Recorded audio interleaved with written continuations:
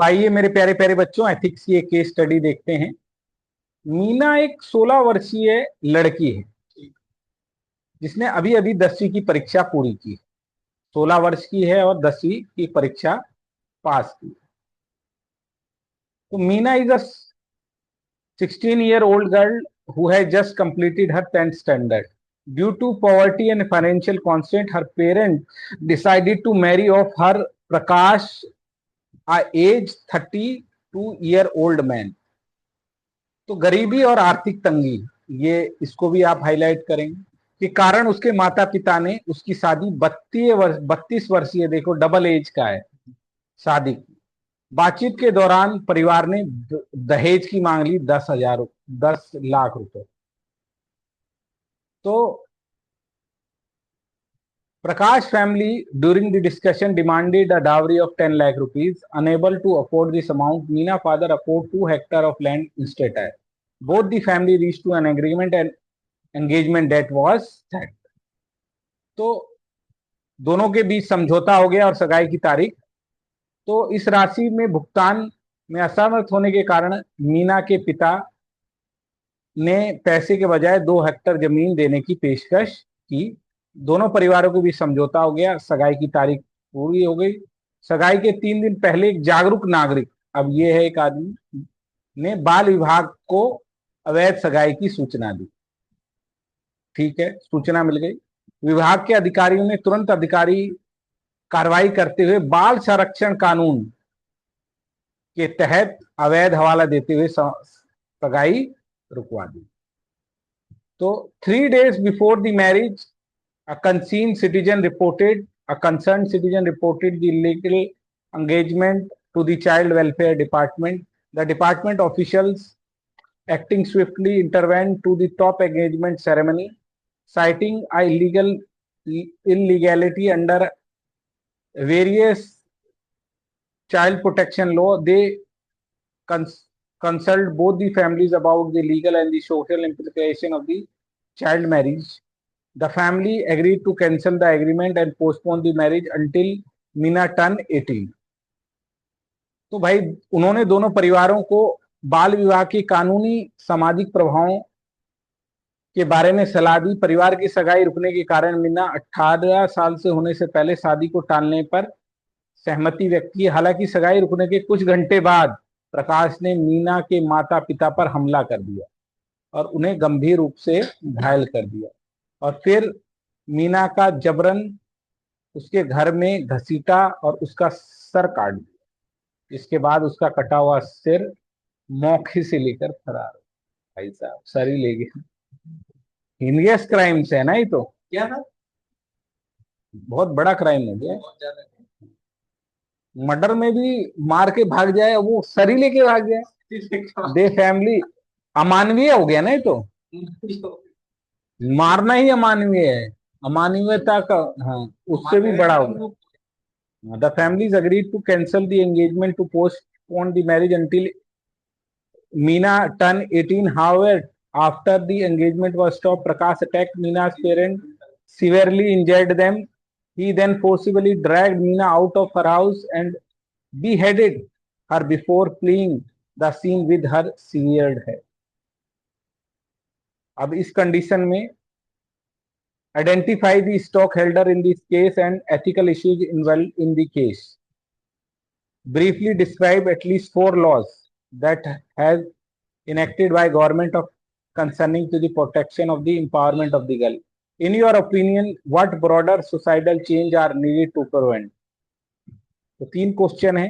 नैतिक मुद्दों की पहचान करें, लड़कियों के संरक्षण व सशक्तिकरण के मामले में सरकार द्वारा अधिनियमित किए गए कम से कम 4 कानूनों का वर्णन करें।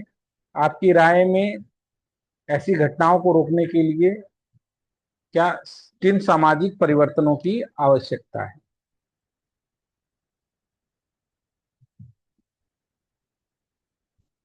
आइए, तो सबसे पहले ये बाल विवाह अधिनियम का मामला है ना। मीना का ये दुखद मामला बाल विवाह अधिनियम के गंभीर, जिसका नाबालिग ने कम उम्र की शादी से बचाना है। कानूनी हस्तक्षेप में ऐसी क्रूरता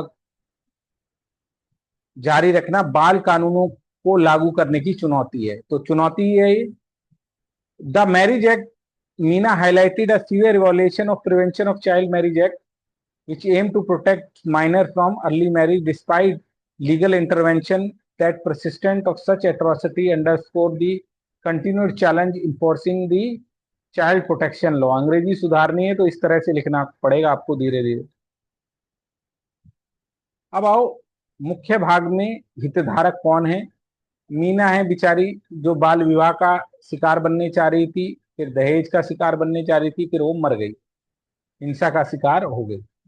तो stake holder with their concern the victim of child marriage and dowry related violence. Meena parent initially involve in engagement and then later victim of the violence. जिनके साथ क्या हुई है, हिंसा हुई है, दहेज में सगाई की व्यवस्था कर रहे थे, बाद में शिकार हो गए। प्रकाश जो कि अपराधी है और जिसने दहेज की मांग की थी। तो प्रकाश the perpetrators of violence and individual who demanded the dowry.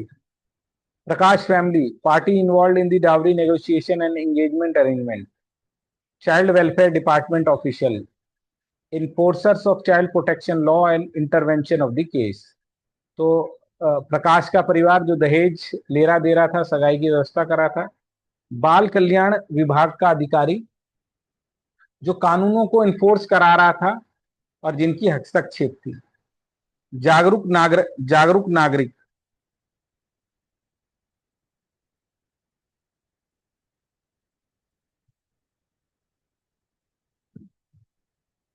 क्या मेरे प्यारे प्यारे जिगर के टुकड़ों, जागरूक नागरिक इसने क्या किया,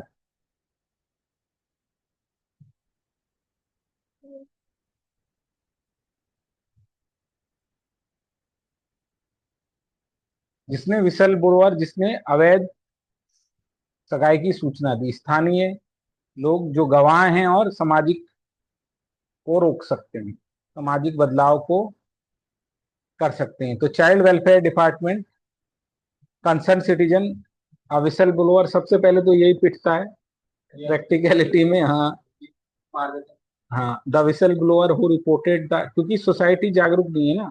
the illegal agreement, local community witness of potential influence and changing no. अब इश्यूज क्या क्या है बेटा, पितृसत्ता दिखाई देती है। महिला को मार दिया, सबसे पहले तो सभी उसकी उम्र में, कम उम्र में शादी के पीछे पड़े हुए हैं, 10वीं पास है, माता पिता इधर वाले भी और उधर वाले भी, है ना। उसके व्यक्तिगत अधिकार नहीं दे रहे हैं, पुरानी पेट्रियार्की के मूल्य को पढ़ा नहीं रहे हैं। हाँ, patriarchy mindset, the decision to marry Meena of reflecting outdated patriarchal values prioritising tradition over individual rights. तो उसके अधिकार नहीं मिल रहे। दूसरा वायलेंस हुई है ना, हिंसक प्रतिक्रिया दिखाई गई है, हत्या की गई है, जो कि लिंग अधिकारी हिंसा है ना। एक को कम छोटा लिंग मान लिया गया है, अनइक्वालिटी है, डिस्क्रिमिनेशन है in the name of the gender. Violence and retaliation. Prakash violence response in the murder to the Meena revealed that severe consequences of retaliation of gender-based violence. Role of law का खिलाफ है, सगाई भी करना है, दहेज भी मांगना और फिर वायलेंस करना। कैसा देश है जहां कोई भी किसी को मार रहा है। It is against rule of law, the engagement of the dowry demand violate laws against child marriage, highlighting the need of strict legal enforcement. ये भाई साहब कुछ नहीं कर पाए, अधिकारियों की ढिलाई है ना। उन्होंने ऐसा होने ही क्यों दिया जब उन्हें पता चल गया था इस तरह का आदमी। अधिकारियों की ढिलाई। बाल विवाह, कम उम्र में शादी की जा रही है, कानून के खिलाफ है। रिश्वत, तो दहेज की बातचीत के विवाह के व्यवसायीकरण के बजाय नैतिक मुद्दे। तो जो ये वो दहेज ले रहे हैं, ये भी कैसा है बेटा, it is a kind of bribery. The dowry negotiation reflect, भाई वही तो है ये, रिफ्लेक्ट एथिकल इश्यूज, कमोडिफाइंग मैरिज। महिला को क्या माना जा रहा है, ऑब्जेक्ट माना जा रहा है, एंड परप्यूटिंग जेंडर इनइक्वालिटी। अब क्या करेंगे आप, चार कानून कौन से हैं। तो कानून तो बहुत सारे हैं बेटा। सबसे पहले बाल विवाह का अधिनियम 2016 6 जो लड़कियों की कम से कम 18 और 21, इसको आगे बढ़ाने की बात है, उसको भी लिख दोगे। नरेंद्र मोदी जी ने कहा है, हाँ, बेटी बचाओ बेटी पढ़ाओ। तो सबसे पहला है law enacted for the protection and enforcement of girl, the provision of the child marriage act 2006 which provide the marriage of the girls below 18 years and boy 21 year, aiming to prevent the marriages, protects minors of the exploitation। यौन शोषण POCSO, जिसमें ब्रिजभूषण का मामला अभी चला था, है ना, यौन शोषण नहीं होगा, कड़ी सुरक्षा मिलेगी नहीं। The protection of child marriage sexual offence POCSO act 2012 provides a legal framework for the protection of the child from the sexual abuse and exploitation, ensuring stringent punishment for offender। Juvenile justice act बच्चों के लिए है। Juvenile justice act focuses on the care, protection and rehabilitation of children in need, including those at risk of abuse and exploitation। तो किशोर न्याय अधिनियम 2015 बच्चों की देखभाल, संरक्षण, पुनर्वास पर केंद्रित है, जिसमें दुर्व्यवहार और शोषण को बच्चे भी शामिल है। दहेज निषेध अधिनियम 61 में ही बना है बेटा, किसी भी तरह का दहेज नहीं दिया जाएगा, है ना। और दहेज से संबंधित हिंसा को रोकना, महिला गरिमा को बनाए रखना। तो डाउरी एक्ट 1961, अगर आप ये ईयर भी याद कर लेते हो तो बहुत ही अच्छा है मेरे प्यारे प्यारे जिगर के टुकड़ों। outlaws the demand, payment or acceptance of dowry, aiming to protect the dowry related violence and ensure dignity of the woman। Beti Bachao Beti Padhao scheme, अब इसमें एक स्कीम भी बता दी है जो जेंडर इक्वालिटी के लिए। अब क्या सामाजिक परिवर्तन लाए जाएं, तो वही पेट्रियार्की को ही तोड़ना पड़ेगा, महिला को अपने आप को आगे करना पड़ेगा। तो पुत्र की वरीयता और पितृसत्ता को चुनौती देना कि महिला और पुरुष बराबर हैं। तो संयुक्त राष्ट्र संघ का प्रोग्राम है ही फॉर शी।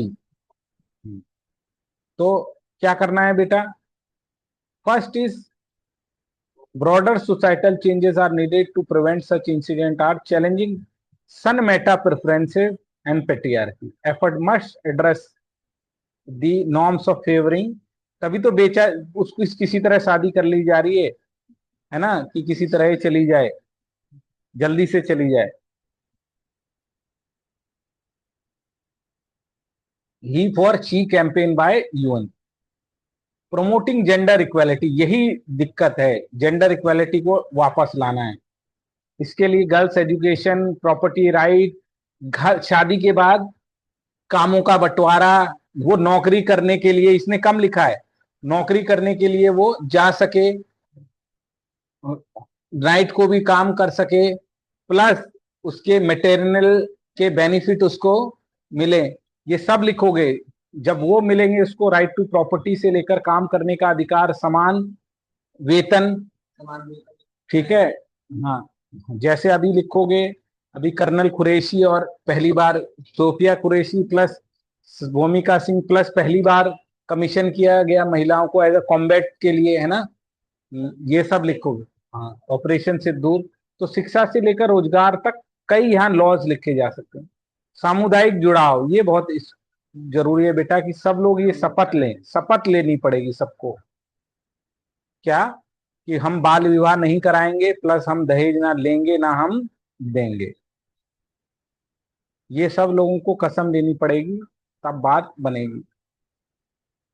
तो कम्युनिटी एंगेजमेंट ये सबसे जरूरी है, ये देखो, promoting selfie with daughter campaign, citizen vigilance, encouraging community leaders and organization to advocate such child marriage and dowry related violence, fostering the zero tolerance for such practices। कानून यही मुश्किल हो रहा है बेटा, कानून का इन्फोर्समेंट नहीं है। दहेज के लिए भी कानून है और बाल संरक्षण के लिए भी कानून है, पर इनका कार्रवाई नहीं होती। जया जेटली कमेटी ने बोला था बाल विवाह को आयु सीमा और बढ़ाई जाए, अभी 21 साल की बात हो रही है तो इस तरफ बढ़ाया जाए। Strengthening law enforcement, ensuring robust enforcement of child marriage protection and anti-dowry law with swift action against violator। Jaya Jetli committee to increase age bar from child marriage. Empower program, develop and support program, empower girl, women economically, socially and alternative marriage. Smile foundation है जो girl के लिए काम करती है। हमारे यहाँ सखी करके भी एक वो है, सखी पेंसिल, वन स्टॉप सेंटर है ना, लखपति डेस्क, सी बॉक्स, पेंसिल, पिंक बूथ, ये सब चीजें लिख दोगे कि ये सब डाला जाना चाहिए। हाँ, एनसीआरबी डाकरे के अनुसार बाल विवाह कितना था, 93 में 49% था, 21 में वो 22% लौट आई है। ठीक है। मीना जैसी घटनाएं हमें याद दिलाती हैं कि बालिकाओं को अधिकार करने के लिए काफी कुछ अभी भी किए जाने की जरूरत है। जब डॉक्टर को नहीं छोड़ा इन्होंने बेंगलोर में, मोबिता को नहीं छोड़ा, जो पढ़ी लिखी महिलाएं हैं, तो अनपढ़ महिलाओं को छोड़ देंगे? नहीं छोड़ेंगे। इसलिए स्ट्रिक्ट करना चाहिए। Although the data of NCRB shows that decline in child marriages for 49 to 90, 31 to 21% in 21 incident like Meena reminded us that substantial effort are still needed to uphold the child right effectively to combat such hindrance. तो इसको कर लेना बेटा, इसमें जो जो चीजें मैंने आपको बताई हैं उसको और इसको करना है। हाँ, मी टू को भी लिख सकते हैं इसमें, जो कैंपेन चला था। फिर इसमें ये भी लिख सकते हैं, जेएस मिल की हैरी सब्जेक्शन ऑफ वुमेन, और इसमें स्त्री पैदा नहीं होती, बनाई जाती है। वुमेन वुमेन हाँ, ये कौन, सिमांदी बुआ, हाँ, उसके बारे में आप लिख सकते हैं। ठीक है। फेमिनिज्म के बारे में आप एंटर कर सकते हैं, विवेकानंद का कोट डाल सकते हैं, गांधी का कोट डाल सकते हैं कि वो कैसा समाज है जहां महिलाओं की कोई इज्जत नहीं है। ठीक है। फिर यूएन का चार्टर डाल सकते हैं। भारत में जो लॉज तो इसमें दिए ही हुए हैं, उनका फंडामेंटल राइट्स उनके भी हैं, इंडिविजुअल राइट्स उनके भी हैं। हाँ जी, ड्यूटी है महिलाओं को कम्युनिटी करने की। और कोई फिलोसफर खोज सकते हैं, है ना। ये तो एरिस्टोटल ने जो महिलाओं की डिग्निटी को कम करने की बात की थी, उसको क्रिटिसाइज कर सकते हैं। हाँ, उसको क्रिटिसाइज कर सकते हैं। यस, कांट का डाल सकते हैं, डिग्निटी। डिग्निटी सिर्फ एक की नहीं है, अपने कार्यों को पूरा करने के लिए दूसरे को क्या नहीं बनाना चाहिए, मीन्स नहीं बनाना चाहिए अपने के लिए। प्लेटो को नहीं डाल सकते सर, प्लेटो ने तो चार दीवारी से बाहर निकला। हाँ, प्लेटो को भी लिख सकते हैं, लिख कुछ भी सकते हैं, there is no problem in writing down anything, but उसका एक पासिंग रेफरेंस देके इसमें ऐड करके लिख सकते हैं। तो इसका आंसर आप सबमिट कराइएगा मेरे प्यारे प्यारे बच्चों। Thank you very much, God bless you, bye.